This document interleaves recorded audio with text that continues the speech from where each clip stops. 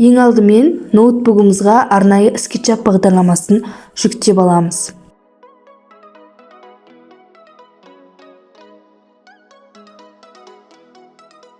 SketchUp бағдарламасына начат батырмасын басу арқылы кіреміз. Кірген кезде бізде жаңадан 3D кеңістікте бет ашылады. Келесі бізде экранның сол жақ жоғарғы бұрышында шеңбердің суреті тұрады. Соны басу арқылы кеңістікке үлкен шеңбер салып аламыз. Сондай-ақ инструмент бөліміндегі орбита сөзін бассақ, біз жасап жатқан фигурамызды жан-жақтан 3D өлшемде көре аламыз. Кейін қорапшаның ішінде стрелка көрініп тұрған фигураны басу арқылы салған шеңберімізді жоғары көтеріп 3D өлшемге келтіреміз.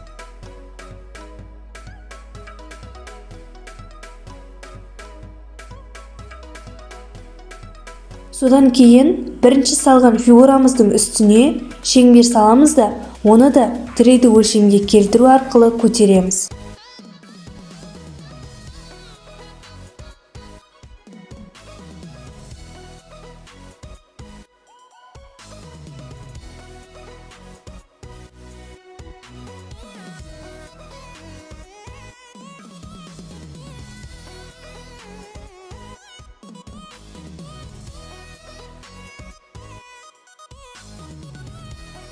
Көтеріп болған екінші фигурамызды инструмент бөлігіндегі масштабировать сөзін басу арқылы төбесін жинақтап, ағаш үйдің төбесін салатын боламыз.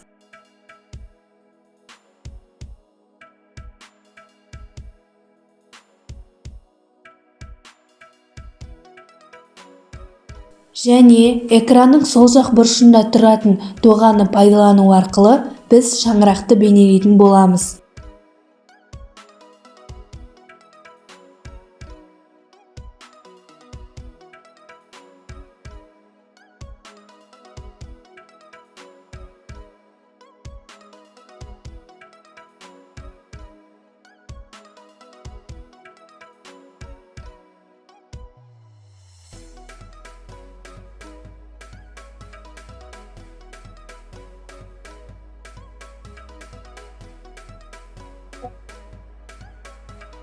Шаңырақты салып болған соң, карандаш батырмасын басып, түзу сызықтар сызып аламыз. Яғни, түзу сызықтар салу арқылы ағаш үйдің есігін жасайтын боламыз.